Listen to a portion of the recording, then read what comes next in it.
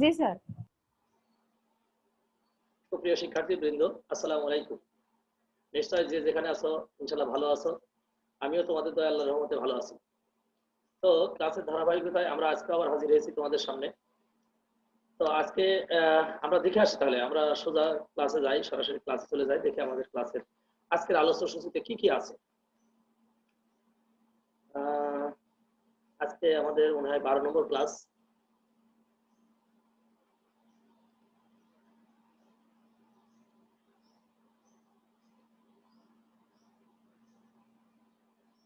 তো সুপ্রিয় শিক্ষার্থীবৃন্দ, প্রথমেই স্বাগত জানাচ্ছি, অর্থাৎ জাতীয় বিশ্ববিদ্যালয়ের অনলাইন ক্লাসে সবাইকে আমার স্বাগত জানাচ্ছি। করোনাকালীন শিক্ষা কার্যক্রম চলমান রাখার স্বার্থে জাতীয় বিশ্ববিদ্যালয়ের উদ্যোগে অনলাইন ক্লাসে সংযুক্ত হতে পেরে আমি আনন্দিত বোধ করছি। সবাইকে স্বাস্থ্যবিধি মেনে চলার আহ্বান জানাচ্ছি। অনার্স প্রথম বর্ষের পদার্থবিজ্ঞান ক্লাসের ক্লাস কোর্স কোড 21/7/01। আর আমরা যে কোর্সটি পড়তেছি এই কোর্সের নাম হলো বলবিদ্যা। আজকের ক্লাস লেকচার নম্বর হলো 12। লেকচারের শিরোনাম আছে রৈখিক ও কৌণিক বেগ ও ত্বরণ, অর্থাৎ রৈখিক ও কৌণিক ত্বরণ, কৌণিক ভরবেগের নিত্যতা সূত্র ও টর্ক। সাথে হয়তো কিছু ম্যাথ থাকলেও থাকতে পারে, আমরা আজকে সেটাও দেখতে পাই। তার মানে অনেকগুলো ছোট ছোট টপিক কিন্তু আজকে আমাদের সাথে অ্যাড হয়েছে। তো আমরা যেহেতু ক্লাসের অনেকগুলো ক্লাস অলরেডি করে ফেলেছি, তো অনেক ইনফরমেশন কিন্তু অলরেডি আমরা এখান থেকে সংগ্রহ করে ফেলেছি। এজন্য তোমাদের কাছে অনুরোধ করবো যে যারা ক্লাস করতেছো তারা অবশ্যই খাতাপত্র নিয়ে বসো, তাহলে তোমাদের বুঝতে সুবিধা হবে। তো যাই হোক, এ পর্যায়ে আমি আছি তোমাদের সাথে PM নাহিদ নওয়াজ, প্রভাষক পদার্থবিজ্ঞান বিভাগ। আর আমি বর্তমানে সরকারি MM কলেজ যশোরে কর্মরত রয়েছি। এখানে আমার ইমেল অ্যাড্রেস দেওয়া রয়েছে nahid121phy@gmail.com। তো সুপ্রিয় শিক্ষার্থীবৃন্দ, চলো আমরা তাহলে আজকে আমাদের ক্লাসের আলোচনা সূচিতে কি কি আছে সেগুলো অলরেডি আমরা হেডলাইন গুলো পেয়ে গেছি। প্রশ্নগুলো আমরা একটু দেখে আসি। প্রমাণ করো যে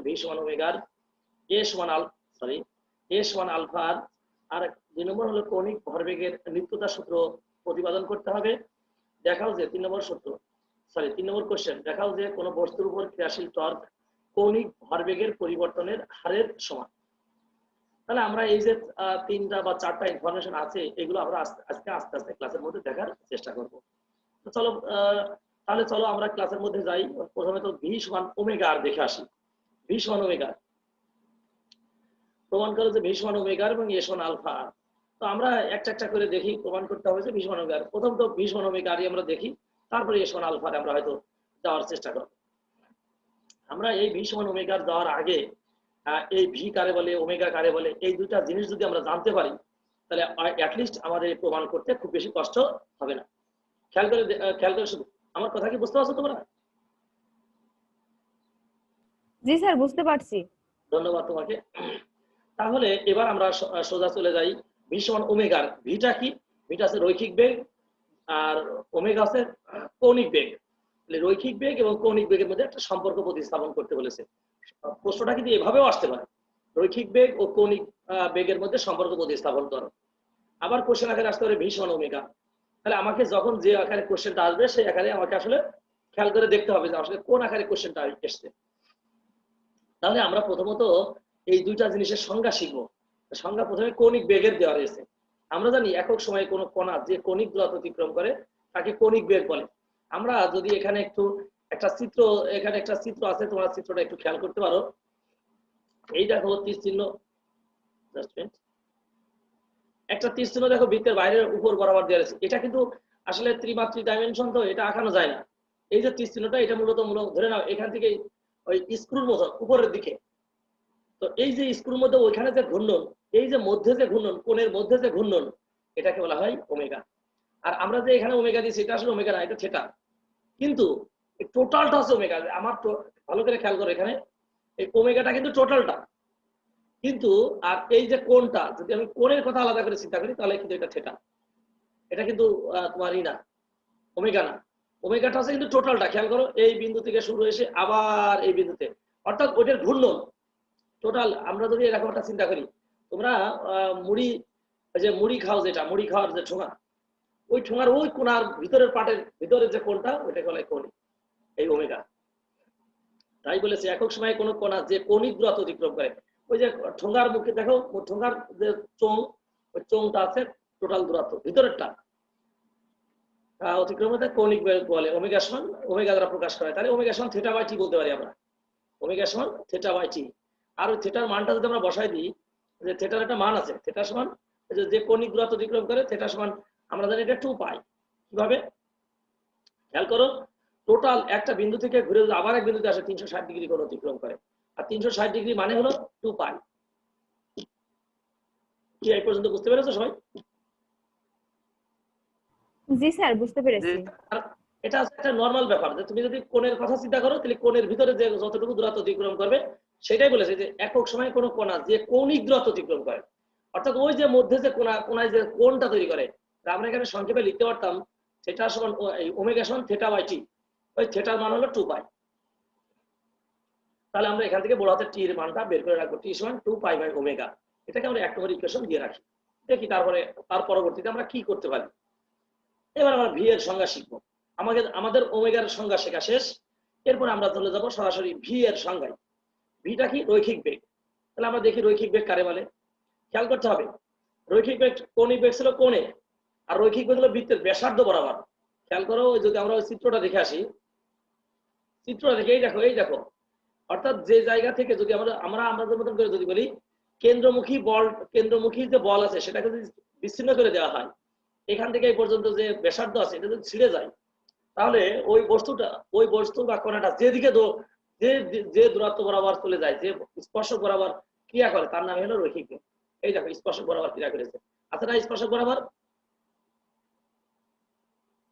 জি স্যার। এটা স্পর্শক বরাবর। তাহলে আমরা যদি এই বিন্দু কল্পনা করি, এই যে তীর চিহ্নের এই জায়গাটা চিন্তা করি, এই বিন্দু থেকে ঘুরে আবার এই বিন্দুতে আসতে যে একক সময়ে যে দূরত্ব অতিক্রম করে, যে দূরত্ব তার নাম হলো রৈখিক বেগ।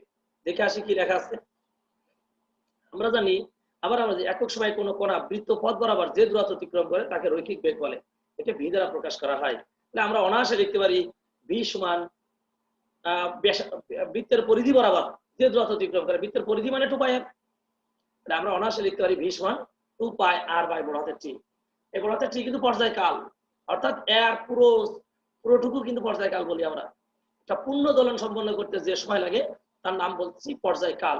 এই জন্য আমরা ওইটাই একক সময় বলতে আসলে বড় হাতের টি বুঝাইছি, ছোট হাতের টি না। কিন্তু বড় হাতের টি বলতে খেয়াল করতে হবে এই বিন্দু থেকে ঘুরে আবার ওই বিন্দুতে আসতে যে সময়, আর ওই সময় যে দূরত্ব বৃত্তের পরিধি বরাবর যে দূরত্ব অতিক্রম করে তার নাম হলো রৈখিক বেগ। আমরা দুইটা জিনিস পেয়েছি, আবার এখান থেকে টি এর মান বের করেছি, 1 নম্বর এবং 2 নম্বর দুইটা ইকুয়েশন পেয়ে গেছি। সুপ্রিয় শিক্ষার্থীবৃন্দ, এখানে একটা জিনিস বিবেচ্য বিষয়, সেটা হলো যে আমরা দুইটা জিনিস, একটা আছে রৈখিক বেগের সংজ্ঞা পেয়েছি, আর একটা পাশাপাশি কৌণিক বেগের সংজ্ঞা পেয়েছি। আর এই দুইটা সংজ্ঞা থেকে কিন্তু আমরা বড় হাতের টি এর মান বের করেছি, কেন? পর্যায়কাল পরস্পর সমান করেছি। অথবা এই টি এর মানটা ওখানে বসাতে পারি, যে কোনো তোমার ইচ্ছা, যে 2 নম্বর সমীকরণে যে টি এর মান পেয়েছি সেটা 1 নম্বরে বসাতে পারি, অথবা 1 নম্বর 2 নম্বর সমীকরণে দেখো উভয় পাশে বড় হাতের টি আছে, বাম পক্ষ সমান করে ডান পক্ষ সমান করা যায়। কি আমার কথা কি বুঝতে পেরেছো? জি স্যার। তাহলে 1 নম্বর 2 নম্বর সমীকরণ হতে পাই কি, বাম পাশে টি আছে, ওই পাশে রৈখিক বেগেরও টি আছে, কৌণিক বেগেরও টি আছে, মানে পরস্পর সমান করে দিই। ডান পাশটা সমান করলে 2 পাই আর বাই ভি সমান 2 পাই বাই ওমেগা। এই লাইন কি বুঝেছো তোমরা সবাই? জি স্যার। কারণ কি, ওই দেখো আমরা যদি 1 নম্বর ইকুয়েশনটা একটু দেখে আসি 1 নজরে, এই দেখো টি সমান 2 পাই বাই ওমেগা। তাহলে আমরা সেটাই করেছি, দেখো 2 পাই আর বাই ভি সমান 2 পাই বাই ওমেগা। এবার আমরা দেখো 2 পাই কেটে দিতে পারি উপর থেকে, আড়াআড়ি গুণ করলে কিন্তু আমরা রেজাল্ট পেয়ে যাই ভি সমান ওমেগা। খুব কঠিন তাই তো? না স্যার, খুব সহজ। খুবই সহজ। তোমরা জাস্ট দুইটা সংজ্ঞা, যদি রৈখিক বেগ এবং কৌণিক বেগের সংজ্ঞা পারো, তাহলে তোমাকে এখানে কেউ আটকে রাখতে পারবে না। তুমি অনায়াসে কিন্তু এখান থেকে ওই ইকুয়েশনটা করে বেরিয়ে চলে আসতে পারবা। কিন্তু যদি তুমি সংজ্ঞা না পারো, সংজ্ঞা না বোঝো, তাহলে কিন্তু তুমি এই ইকুয়েশন করে আসতে পারবা। ঠিক আছে? তাহলে আমাদের এই কোশ্চেন গুলো খ বিভাগের জন্য কিন্তু ভেরি ভেরি ইম্পর্টেন্ট। খ বিভাগে থাকতে পারে, গ বিভাগে ক এর সাথে আরেকটার সাথে জোড়াই দিতে পারে। এজন্য তোমাদের এই জিনিসগুলো কিন্তু করতে হবে। 2 নম্বর ইকুয়েশন তাহলে আমরা কি, তাহলে আমরা 2 নম্বরে যেতে পারি নাকি? জি স্যার। 2 নম্বরে চলে যেতে পারি, সোজা 2 নম্বরে যাই। তাহলে এ সমান আলফা। আচ্ছা খেয়াল করো, এখানে এক্ষেত্রে ছিল এটা আসলে রৈখিক বেগ আর এটা হচ্ছে কৌণিক বেগ। ভালো করে শোনো, আমরা জানি বেগের যদি সময়ের সাপেক্ষে ডিফারেন্সিয়েট করা হয় তাহলে আমরা কিন্তু ত্বরণ পাই। তাহলে রৈখিক বেগকে যদি ডিফারেন্সিয়েট করি তাহলে রৈখিক ত্বরণ পাবো, কৌণিক বেগকে যদি ডিফারেন্সিয়েট করি তাহলে কৌণিক ত্বরণ পাবো। কি কথা বোঝা যায়? জি স্যার। মানে রৈখিক বেগের যদি সময়ের সাপেক্ষে ডিফারেন্সিয়েট করি তাহলে বেগের হারকে ত্বরণ বলে, তাহলে রৈখিক ত্বরণ পাবো। আবার কৌণিক বেগকে যদি ডিফারেন্সিয়েট করি তাহলে কৌণিক ত্বরণ পাবো। তাহলে আমরা অনায়াসে এই ইকুয়েশনটারে আমরা ডিফারেন্সিয়েট করে দেখি কি হয়। আমরা জানি ভি সমান ওমেগা আর, এই যে আমরা একটু এই মাত্র প্রমাণ করে আসলাম। এখন সমীকরণ 1 নম্বরের উভয় দিকে সময়ের সাপেক্ষে অন্তরীকরণ করে পাই। তাহলে অন্তরীকরণ করে দেখি কি হয়। ডিভি বাই ডিটি সমান, এই ক্ষেত্রে আমার ইউভির ফর্মুলা বসাইছি। ইউভির ফর্মুলা কি? এই দেখো, এটা ভি ডিভি বাই ডিটি বসাই রাখছি, আর এটা হচ্ছে ইউ আর ভি। ইউ করেছি, ভির করে রেখেছি, ভি রেখেছি, ইউ রেখেছি। বুঝতে পারো? জি স্যার। কেন? এই দেখো, এই ইজি, তোমাদের এটা কিন্তু আমার কিছু না। আমরা যখন ডিফারেন্সিয়েট অন্তরীকরণ শিখেছি সেখানে স্পষ্ট বলা আছে ইউভির অন্তরীকরণ করার সিস্টেম হলো ইউ রাখতে হবে, ভি এর করতে হবে, ভি রাখতে হবে, ইউ এর করতে হবে। আমরা তাই করেছি। ওমেগা রেখে দিয়েছি, আর এর করেছি, প্লাস আর রেখে দিয়েছি, ওমেগা করেছি। ক্লিয়ার? জি স্যার। ওকে, তাহলে এক্ষেত্রে আমরা একটু চিন্তা করি, আমাদের যে এই যে আর যেটা আমরা আমরা আর যেটা নিয়ে কাজ করতেছি, এই আরটা কিন্তু ধ্রুবক। কেন? এই বৃত্তের ব্যাসার্ধ কিন্তু অপরিবর্তনশীল। বৃত্তের ব্যাসার্ধের একটা নির্দিষ্ট মান আছে, তাহলে একটা নির্দিষ্ট ধ্রুবককে যদি আমরা টি এর সাপেক্ষে ডিফারেন্সিয়েট করি তাহলে কি হবে?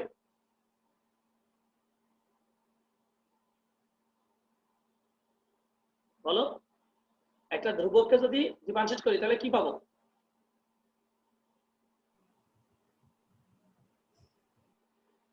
একটা ধ্রুবককে যদি ডিফারেন্সিয়েট করি তাহলে আমরা শূন্য পাবো। এখানে omega D R by DT সমান শূন্য, plus R D omega by DT, R D omega by DT. এই দেখো, আমি একটু আগে বলেছিলাম ভি আছে রৈখিক বেগ, রৈখিক বেগকে যদি সময়ের সাপেক্ষে ডিফারেন্সিয়েট করি রৈখিক ত্বরণ পাবো। এই যে এ দ্বারা এ দিয়ে রৈখিক ত্বরণ প্রকাশ করে। আর ডি ওমেগা বাই ডিটি, এই ওমেগা এর কৌণিক বেগ ছিল, কৌণিক বেগকে যদি সময়ের সাপেক্ষে ডিফারেন্সিয়েট করি তাহলে কৌণিক ত্বরণ পাবো, এটাকে আলফা দ্বারা প্রকাশ করা হয়। আমরা অনায়াসে লিখে ফেলতে পারি এ সমান আলফা আর। লিখতে পারি কিনা? জি স্যার। অনায়াসে কিন্তু আমরা এটা প্রমাণ করে ফেলতে পারি। ঠিক আছে কিনা?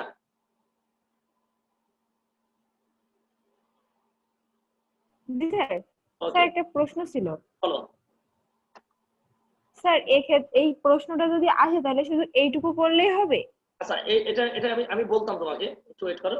সেটা হলো যদি আমাদের কোশ্চেনটা এরকম আসে যে 3 মাসের জন্য আসে, তাহলে তোমরা চেষ্টা করবা যে এই ভি আর ওমেগার সংজ্ঞাটা দিয়ে এখান থেকে একটু করে ফেলা। আর যদি দেখো না এটা 5 মাসের জন্য আসছে তাহলে একবার সোজা ভি প্রথম এখান থেকে প্রমাণ করে এসেছি, অর্থাৎ এই ভি সমান ওমেগার আগে প্রমাণ করবা, দেন এ সমান আলফা প্রমাণ করবা। কিন্তু যদি এটা 3 মাসের জন্য আসে তাহলে তুমি এখান থেকে আমরা জানি বলে এটা এটুক করে, অথবা এর সাথে যদি আর একটু জোড়া দিতে চাও ভি আর ওমেগার সংজ্ঞা দিয়ে যদি লিখতে পারো যে আমরা জানি ভি সমান ওমেগার, কোনো অসুবিধা নেই, সোজা তোমরা এখানে চলে আসতে পারো। যদি দেখো 3 মাসের কোশ্চেনের সাথে এটা এসছে তাহলে ভি আর ওমেগার সংজ্ঞা দিবা, দেওয়ার পরে ভি দ্বারা প্রকাশ করা হয়, মানে রৈখিক বেগ এবং কৌণিক বেগের সংজ্ঞা দিবা। তাহলে একবার যে রৈখিক বেগ এবং কৌণিক বেগের সম্পর্ক হতে আমরা জানি যে ভি সমান ওমেগা। কি কথা বুঝাতে পারছি? জি স্যার। কষ্ট করতে হবে না। কিন্তু যদি 5 মাসের জন্য আসে তখন কিন্তু তোমাকে ওই ভি সমান ওমেগা কিন্তু প্রমাণ করতে হবে। ভি সমান ওমেগা প্রমাণ করবা, দেন এ সমান আলফা। এ পর্যন্ত বুঝতে কোনো অসুবিধা আছে? না স্যার। গুড। এটা ইকুয়েশন কিন্তু অলরেডি প্রমাণ করে ফেলেছি, ভি সমান ওমেগা আর একটা হলো এ সমান আলফা। তাহলে আমরা পরের ধাপে চলে যেতে পারি নাকি? জি স্যার। গুড। তাহলে আমরা এখন পড়বো কৌণিক ভরবেগের নিত্যতার সূত্র প্রতিপাদন।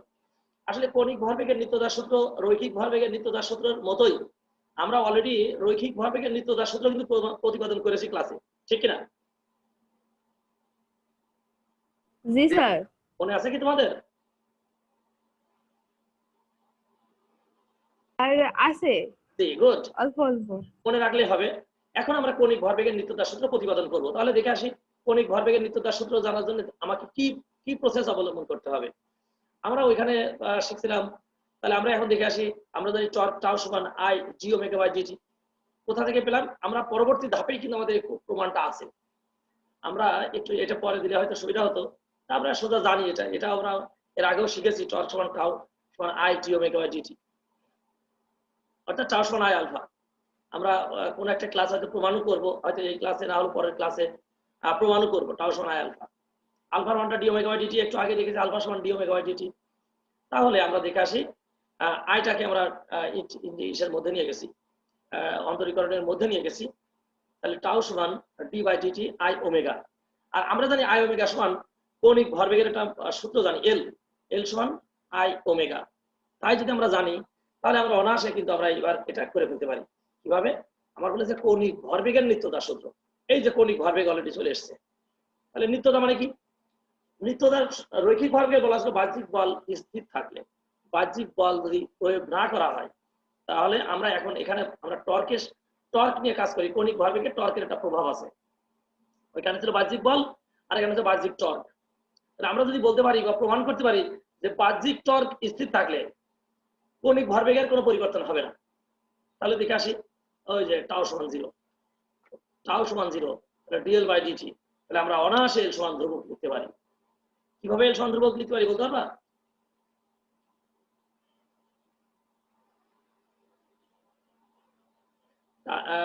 এল সমান ধ্রুবক কিভাবে? এই দেখো, এটা সমাকলন করেছি, সমাকলন করলে ডি বাই ডিটি কেটে যায়, থাকে এল। আর শূন্যরে যদি সমাকলন করা হয় তাহলে ধ্রুবক হয়, এখানে এল সমান ধ্রুবক। কি পারা যাবে?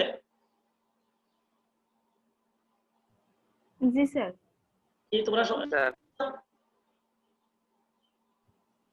স্যার বুঝতে পারলাম না আপনার কথা। বুঝতে এটা পারা যাবে তো নাকি? হ্যাঁ স্যার পারবো। শুধু এই এতটুকু সূত্র তোমাকে মুখস্থ রাখতে হবে। বলে এখন ওই সে কোশ্চেন আবার, যদি স্যার এটা 3 মাসের জন্য আসে, তুমি এখান থেকে টর্কের সংখ্যা দিয়ে তুমি এখান থেকে অনায়াসে তুমি এখানে এটা প্রমাণ করে আসতে পারো। কিন্তু যদি 5 মাসের জন্য আসে, তখন কিন্তু তোমাকে টাউ সমান আই আলফা প্রমাণ করে আসতে হবে। সেই টাউ সমান আই আলফা কোন একটা ক্লাসে শিখবো, তখন তোমাকে আমি এখানে ইনপুট করে দিব। তার মানে কি বলেছে খেয়াল করো, কোন বস্তুর উপরে বহিস্থ টর্ক শূন্য হলে, কোন বস্তুর উপরে বহিস্থ টর্ক শূন্য হলে কৌণিক ভরবেগের কোনো পরিবর্তন হয় না। আর এটাকেই বলতেছি কৌণিক ভরবেগের নিত্যতার সূত্র। অর্থাৎ কোন বস্তুর উপরে বহিস্থ টর্ক শূন্য হলে কৌণিক ভরবেগের পরিবর্তন হয় না, তার মানে কৌণিক ভরবেগ এর মান ধ্রুবক থাকে। এটাকেই বলছি কৌণিক ভরবেগের নিত্যতার সূত্র। কি পারা যাবে? জি স্যার। ধন্যবাদ। তাহলে তোমাদেরকে আমরা তাহলে পরের ধাপেও চলে যেতে পারি, অর্থাৎ 3 নম্বর প্রশ্নেও আমরা কিন্তু চলে যেতে পারি। দেখে আসি আমাদের 3 নম্বর অপশনে কি ছিল।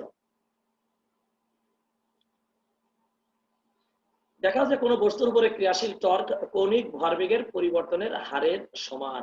এই দেখো, কোন বস্তুর উপরে ক্রিয়াশীল টর্ক টাউ সমান কৌণিক ভরবেগের পরিবর্তনের হারের সমান, কারণ ডিএল বাই ডিটি। ঠিক কিনা? জি স্যার। এই দেখো টাউ সমান ডিএল বাই ডিটি, এই দেখো টাউ সমান ডিএল বাই ডিটি। এই যে, তাহলে এটা আমাদের প্রমাণ করে আসতে হবে। যদি 5 মাসের জন্য আসে, তাহলে এটা প্রমাণ করেও তুমি সোজা এই ইকুয়েশনটা প্রমাণ করতে পারো। দেখে আসি তাহলে। টর্ক, মনে করি এম ভর বিশিষ্ট একটি বস্তু কণার উপরে এফ বল ক্রিয়া করছে।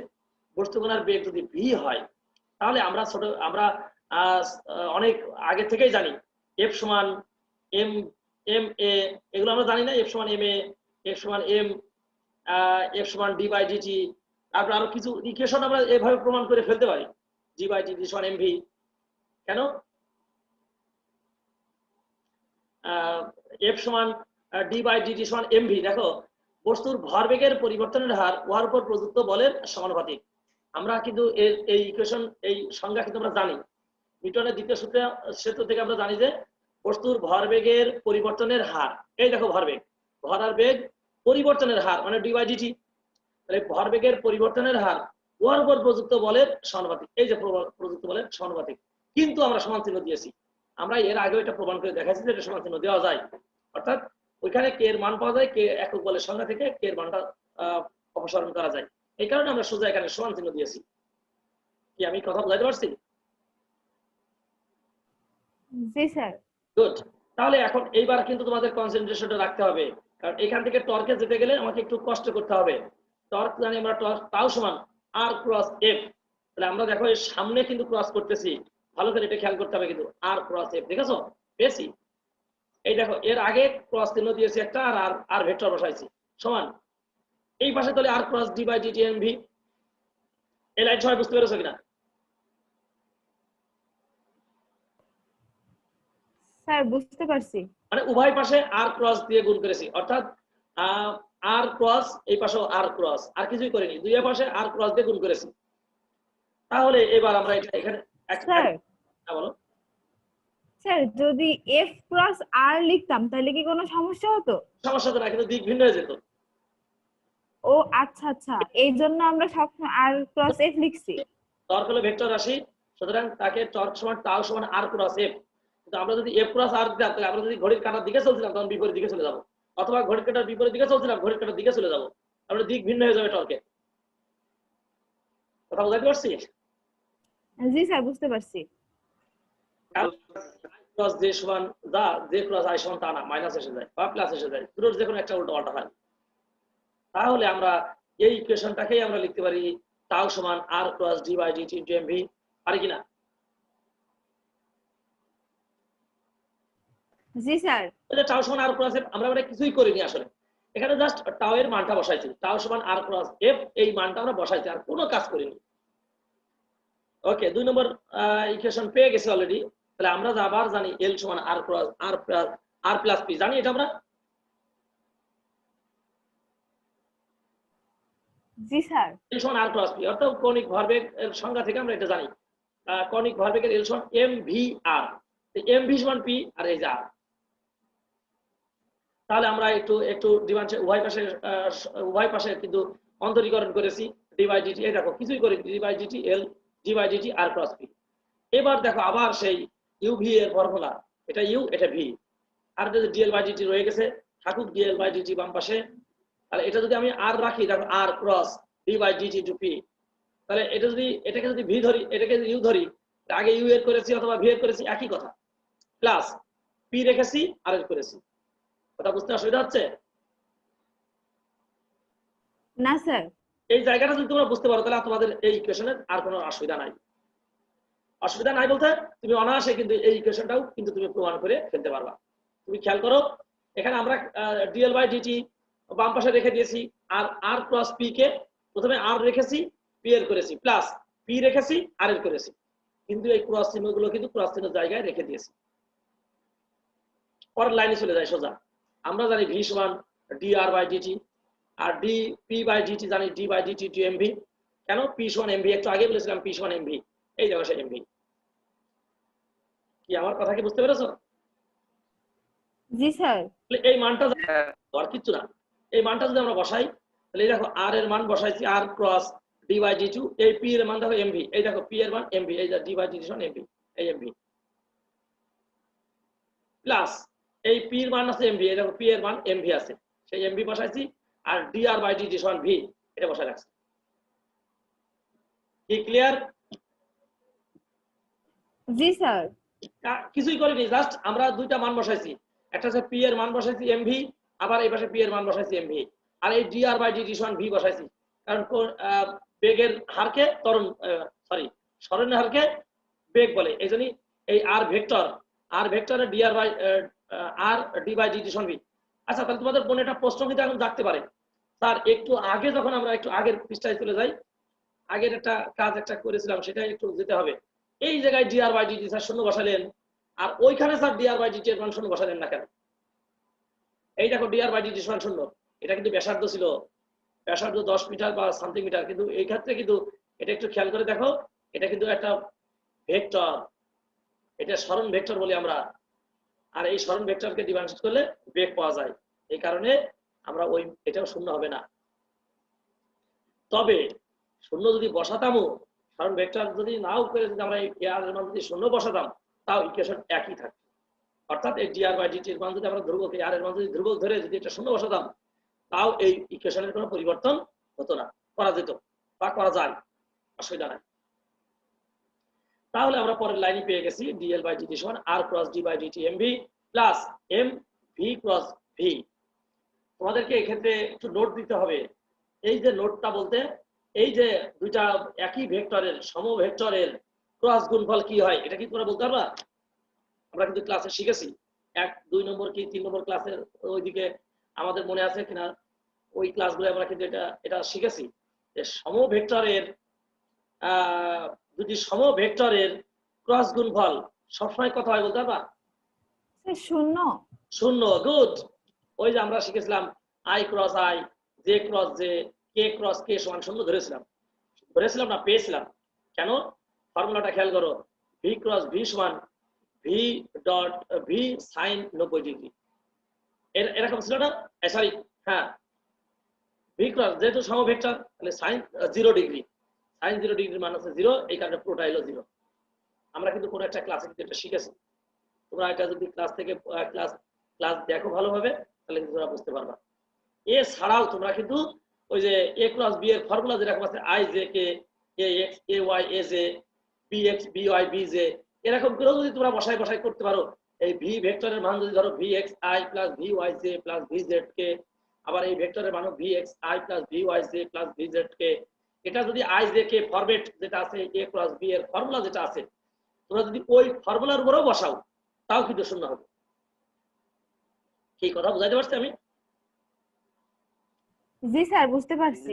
এখানে তুমি আই কমন নিয়ে আড়াআড়ি গুণ করো, মানে আমাদের যে ফর্মুলা যেভাবে আমরা গুণ করি ওইভাবে যদি আমরা গুণ করি তাহলে কিন্তু আমরা অনায়াসে এই ভি ক্রস ভি এর মান শূন্য পাবো।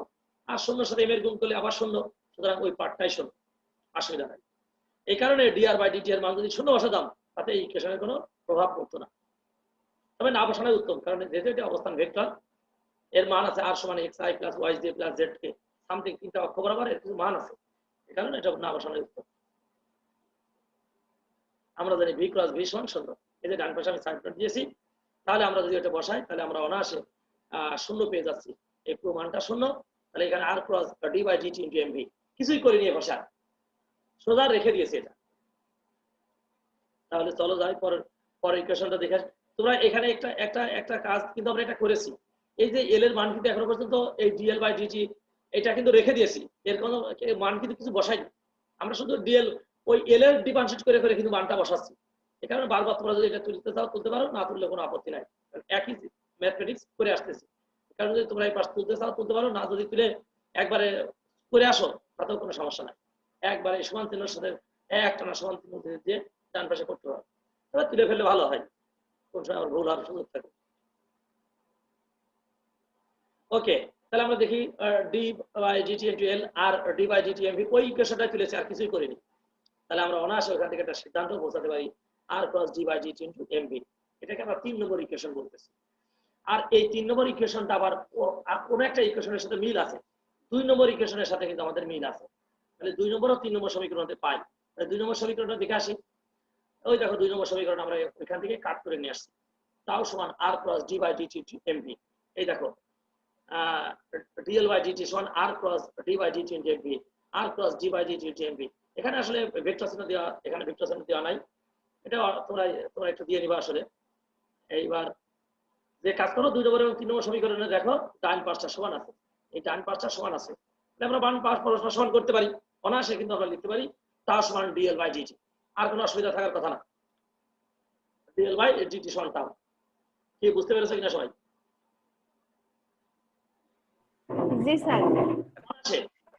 অনায়াসে ওইখান থেকে লিখে ফেলতে পারি টর্ক হলো কৌণিক ভরবেগের পরিবর্তনের হার।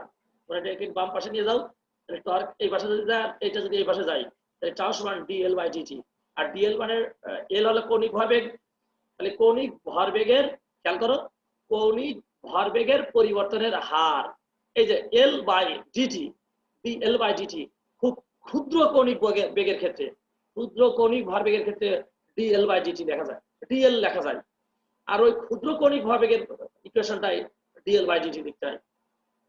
কি পারা যাবে? তাহলে টর্ক জি স্যার পারবো। হারের এর সমান কথাটা লিখে দিলে ভালো হয়, টর্ক হলো কৌণিক ভরবেগের পরিবর্তনের হারের সমান, কথাটা একটু কম রয়েছে তোরা লিখে দিতে, অথবা টর্ক হলো কৌণিক ভরবেগের পরিবর্তনের হার, কোনো অসুবিধা নেই, একই কথা। এই যে টর্ক হলো মানে সমান টর্ক কৌণিক ভরবেগের পরিবর্তনের হার। কি পারা যাবে? জি স্যার। তাহলে দেখো আমরা জিনিস কিন্তু শিখে ফেলেছি, ছোট ছোট জিনিস, কিন্তু তোমরা এই জিনিসগুলো যদি শিখতে পারো তাহলে কিন্তু তোমাদের ইকুয়েশন গুলো পড়তেও সুবিধা হবে। প্রথমে শিখলাম কি ভি সমান, কি পড়ছিলাম বলো? ভি সমান স্যার ওমেগা আর। তারপরে শিখেছি এ সমান আলফা আর। তারপরে শিখলাম কৌণিক ভরবেগ ধ্রুবক থাকে সেটা। এখান থেকেও দেখো তোমরা করে ফেলতে পারো, টর্কের মান যদি শূন্য হয় তাহলে শূন্য বসায় এল সমান ধ্রুবক, কৌণিক ভরবেগ ধ্রুবক থাকে, আমরা অনায়াসে করে ফেলতে পারি। আবার টর্ক হলো কৌণিক ভরবেগের পরিবর্তনের হারের সমান। এই চারটা ইকুয়েশন কিন্তু অলরেডি আমরা শিখে ফেলেছি। তাহলে চলো এখান থেকে এই আমরা যে ফর্মুলাগুলো শিখলাম সেখান থেকে ফর্মুলা দিয়ে কোনো ম্যাথ করা যায় কিনা একটু দেখে আসি।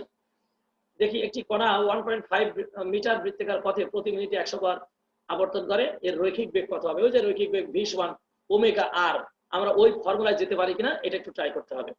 ক্লিয়ার? তাহলে কি কি দেওয়া আছে একটু দেখে আসি। প্রথমে দেওয়া আছে কি কি দেখি। দেওয়া আছে আর সমান 1.5 মিটার, প্রতি মিনিটে 120 বার আবর্তন করে, তাহলে প্রতি মিনিটে 120 বার আবর্তন করে, তাহলে 1 সেকেন্ডে কতবার আবর্তন করে সেটা হচ্ছে হার্টজ পার সেকেন্ড কম্পাঙ্ক। কম্পাঙ্কের একক হলো পার সেকেন্ড, মানে 1 সেকেন্ডে কয়বার অতিক্রম করে, বার পার সেকেন্ড। এটা হার্টজ লিখেছি যেহেতু, যদিও কিন্তু এর একক আছে, আরেকটা একক আছে বার পার সেকেন্ড, মানে 1 সেকেন্ডে কতবার অতিক্রম করে। তাহলে এই দেখো 120 বার প্রতি মিনিটে, তাহলে 1 সেকেন্ডে 60 দিয়ে ভাগ করলাম 2 হার্টজ। রৈখিক বেগ ভি সমান আমরা জানি ভি সমান ওমেগা আর। তাহলে আমরা একটা জিনিস খেয়াল করি, এখানে আর এর মান দেওয়া আছে, এন এর মান দেওয়া আছে, কিন্তু এখানে এন নাই, কিন্তু আমরা জানি ওমেগা সমান 2 পাই এন। আসলে আমরা এখানে অনেক ভাবে যেতে পারি, কি জানো, ছোট pi, sorry 2 pi T N by T, সেই ফর্মুলায় যেতে পারি। বড় হাতের এন বাই ছোট হাতের টি, বড় হাতের এন আছে 120, টি আছে 60, ঘটনা একই হবে। অথবা ওমেগা সমান 2 পাই এন, তুমি যেভাবেই করো না কেন ঘটনা একই। আমরা যেহেতু এন দিয়ে করেছি, ওমেগা সমান 2 পাই এন, 2 পাই এন জানি আর সাথে আর আছে, তাহলে 2 পাই এন এর মানটা বসাও। কিছুই করিনি, এবার শুধু মান বসাতে হবে, তোমাদের কাজ এটা, আমার না। এটা তোমরা বসাই করতে পারো, চেক করতে পারো। আমার বসানোর গুণ করার সময় অনেক সময় ভুল হতে পারে, কিন্তু তোমরা কিন্তু অবশ্যই এই মানগুলো বসাই করবা। 2 পাই এর মান 3.1416, এন এর মান 2 গুণ এই আর এর মান দেওয়া আছে 1.5, এই 1.5। এবার তোমরা দেখো গুণ করে কত অ্যান্সার আসে। তোমরা অনায়াসে যে গুণ করার পরে যেটা পাবে সেটাই তোমাদেরকে এখানে বসাতে হবে। আমি একটা মান বসাইছি 18.858 মিটার পার সেকেন্ড। কি বুঝতে অসুবিধা? না স্যার। পারা যাবে? পারা যাবে? জি স্যার পারবো। অনায়াসে তোমরা ওমেগার দিয়ে কিন্তু এখান থেকে ফর্মুলা বের করতে পারো। আমি আবার বলতেছি, এই ম্যাথই আসবে এমন কোনো কথা নাই। এই জাতীয় ম্যাথ তোমরা আরো অনেকগুলো আছে, অনেক বই আছে তোমাদের। আমরা ক্লাস শেষে কিন্তু রেফারেন্স বইয়ের নাম বলি, ওই সকল রেফারেন্স বইগুলো যদি কালেক্ট করো, আর সেমিনার থেকে কালেক্ট করতে পারো, তো ওইখানে বসে বসেও তোমরা কিছু ম্যাথ ওখান থেকে তুলে ফেলতে পারো। তোমরা জানো যে এখন আমাদের কিন্তু এই ম্যাথের উপর অনেক জোর দেয়, কারণ অনেকে কি ফর্মুলা মুখস্থ করে, এই জন্য ওই যে ইকুয়েশন গুলো মুখস্থ করে ফেলে। এই জন্য আমাদের কিন্তু এখন সৃজনশীলতার দিকে বেশি জোর দেওয়া হয়।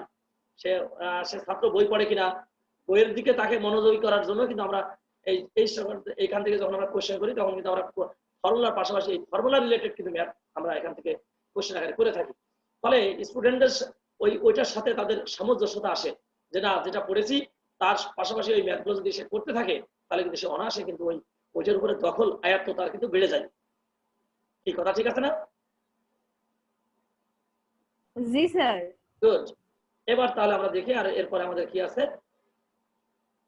আমাদের আর কোনো পড়া আপাতত নাই। কোনো কোশ্চেন আছে কিনা তোমাদের? না স্যার। গুড। তাহলে আমরা এরপরে আমরা চলে যেতে পারি বাড়ির কাজ। আমরা এখান থেকে একটা বাড়ির কাজ দিয়ে রাখবো তোমাদের। একটি পাতলা সুষম আয়তাকার কেন্দ্রগামী ও এর তল দিয়ে অবিলম্বভাবে অতিক্রান্ত অক্ষের সাপেক্ষে ঘূর্ণায়মান ওই পাতের জড়তার ভ্রামক ও চক্রগতির ব্যাসার্ধ নির্ণয় করতে হবে। আমরা এরপরের ক্লাসেই কিন্তু আমরা এই জড়তার ভ্রামক, মানে পরবর্তী কোনো একটা ক্লাসে জড়তার ভ্রামক ও চক্রগতির ব্যাসার্ধ কিন্তু নির্ণয় করা শিখবো। আর এই কারণে তোমাদের এগুলো বাড়ির কাজ দিয়ে রাখতেছি, যেন তোমরা এর ভিতরে একটু প্রিপারেশন নিয়ে ফেলো, যে না আমরা এই জড়তার ভ্রামক এবং চক্রগতির ব্যাসার্ধ যেন আমরা করতে পারি বা শিখতে পারি। কি আমার কথা কি বুঝাতে পারছি? তাহলে তোমরা যদি বাসায় তাহলে দেখবা যে আমরা যখন ক্লাস করবো তখন তোমাদের কিন্তু ভালো লাগা শুরু করবে যে না এই জিনিসটা আমি পড়েছি, এটা আমি পারি। তোমাদের মুখস্থ করতে বলিনি, কিন্তু তোমরা এই জিনিসগুলো একটু আয়ত্ত করার, অর্থাৎ কি আছে বইয়ে, বইয়ে কোন ধরনের আছে, এই জিনিসগুলো যদি তোমরা শিখতে পারো তাহলে অনায়াসে কিন্তু তোমরা যখন ক্লাস করবো তখন কিন্তু ভালো লাগবে। আর যদি তোমরা মোটেই না পারো, মোটেই না জানো, আর জড়তার ভ্রামক কি এটাই জানো না ভালো, তাহলে দেখবো যে তোমাদের খারাপ লাগা শুরু হবে, ক্লাস ভালো লাগবে না। এই কারণে এই জিনিসগুলো যদি তোমরা বইয়ের থেকে একটু কালেক্ট করতে পারো, এটা ইন্টারমিডিয়েটও ছিল, এই কারণে এই জিনিসগুলো যদি তোমরা একটু চোখ বলা হয়েছে, যখন গল্পের বই পড়ার মতো যদি একটু পড়ো তাহলে কিন্তু তোমাদের ভালো লাগা কাজ করবে। কি আমি কথা বুঝাইতে পারছি? জি স্যার। ওকে, তাহলে দেখি আমাদের রেফারেন্স বই, আমি প্রতি ক্লাসের রেফারেন্স বইয়ের কিছু নাম দিয়ে দিই। এই বইগুলো তোমরা যদি কালেক্ট করে এখান থেকে কিছু, আরো কিন্তু বই আছে, কিন্তু তার মধ্যে কিছু বই আছে, আমি এই কয়েকটা বইয়ের নাম তোমাদেরকে আমি রেফার করেছি, এখান থেকে তোমরা কিছু ইনফরমেশন কালেক্ট করতে পারো। তো ধন্যবাদ সকলকে, এই ছিল তোমাদের সাথে আমার আজকের ক্লাস। তাহলে আমরা দেখি একটু শেয়ারটা স্টপ করে রাখি, তাহলে আমাদের বুঝতে সুবিধা হবে। আমরা প্রায় ক্লাসের শেষের দিকে চলে এসেছি, আমাদের আর বেশি হাতে সময় নাই। আমরা খুব সংক্ষেপে দু একটি কথা বলে আমরা ক্লাস শেষ করব। সেটি হলো যে বর্তমান যে বিশ্ব পরিস্থিতি কিন্তু অনেকটা জায়গায় অনেক ভালো, কোনো জায়গায় করোনার প্রভাব কমে এসছে, কোথাও বেড়ে গেছে। আমরা কিন্তু একটা নিউট্রাল পজিশনে রয়েছি। আমরা আমাদের যে অ্যাওয়ারনেসটা আছে, এটা আমাদের যেভাবে বৃদ্ধি পেয়েছে, এটাকে যদি তোমরা আমাদের যারা ছাত্রী আছো, তোমরা যদি এই অ্যাওয়ারনেসটাকে মানুষের মাঝে ছড়াই দিতে পারো যে না আমাদেরকে স্বাস্থ্যবিধি মেনে পথ চলতে হবে, তাহলে ইনশাল্লাহ আমরা কিন্তু এই দুর্যোগ থেকে আমরা কিন্তু সহজেই পরিত্রাণ পেতে পারি।